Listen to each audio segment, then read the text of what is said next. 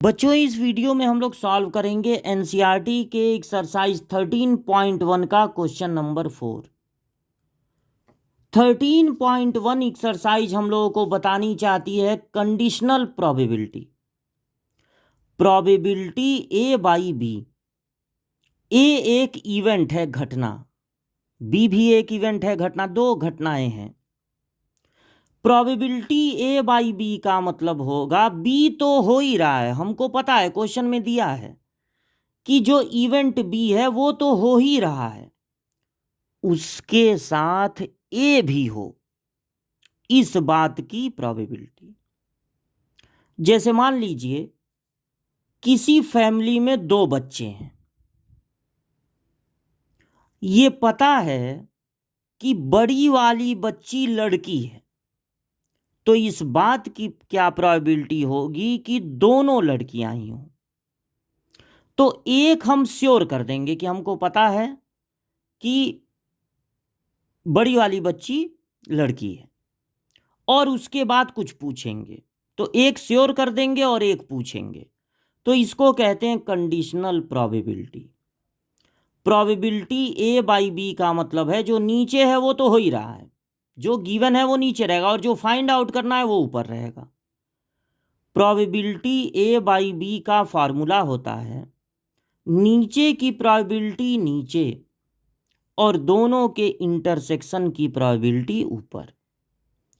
इसी तरह probability B by ए का मतलब होगा ए तो हो ही रहा है, इस बात की प्रोबेबिलिटी भी कि बी भी हो।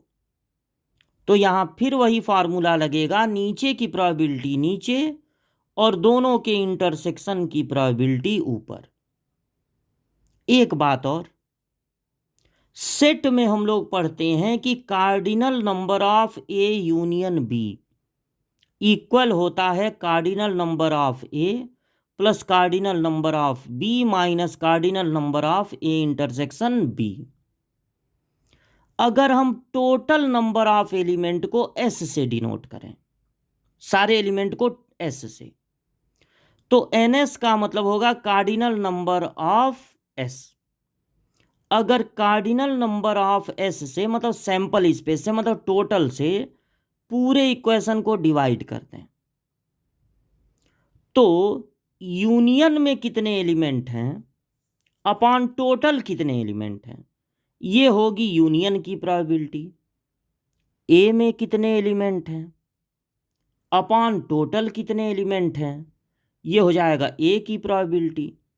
तो जो फार्मूला सेट में कार्डिनल नंबर के लिए है वही फार्मूला प्रोबेबिलिटी में भी काम आएगा।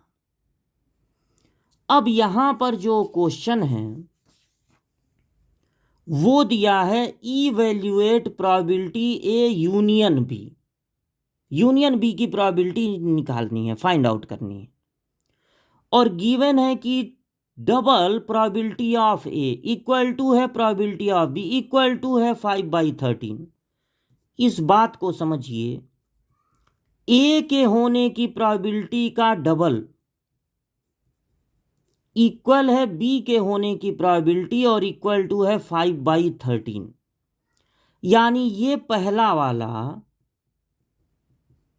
भी इक्वल होगा 5/13 के, और ये दूसरा वाला भी इक्वल होगा 5/13 के।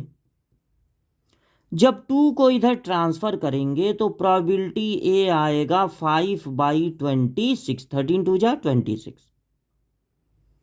प्रोबेबिलिटी ए बाई बी अगर गिवन है तो प्रोबेबिलिटी ए बाई बी का फार्मूला लगा देना चाहिए। कंडीशनल प्रोबेबिलिटी का फार्मूला क्या होता है, नीचे की प्रोबेबिलिटी नीचे और दोनों के इंटरसेक्शन की प्रोबेबिलिटी ऊपर। अब इंटरसेक्शन की प्रोबेबिलिटी होगी 2/5 इंटू प्रोबेबिलिटी ऑफ ए, नहीं बी है ना, उधर ट्रांसफर कर दिए, तो 2/3 नहीं 2/5, सॉरी, प्रोबेबिलिटी बी है 5/13, तो 5 5 कैंसिल हो गया 2/13। अब एक फॉर्मूला और यहां पर लिखा जाए, प्रोबेबिलिटी ए यूनियन बी होता है probability A plus probability B minus probability A intersection B. तो प्रोबेबिलिटी ए पता है हमको 5/26, प्रोबेबिलिटी बी पता है 5/13 और minus probability A intersection B भी अब पता चल गया है 2/13। अब इन तीनों का एलसीएम हो जाएगा 26। 26 से डिवाइड करेंगे 1 बचेगा तो 5 1 जा 5, 13 से डिवाइड करेंगे 2 बचेगा, 2 5 जा 10, फिर 13 से डिवाइड करेंगे 2 बचेगा, 2 2 जा 4, 15 में से 4 माइनस होगा तो आएगा 11, यानी 11/26 हो जाएगा प्रोबेबिलिटी ए यूनियन बी।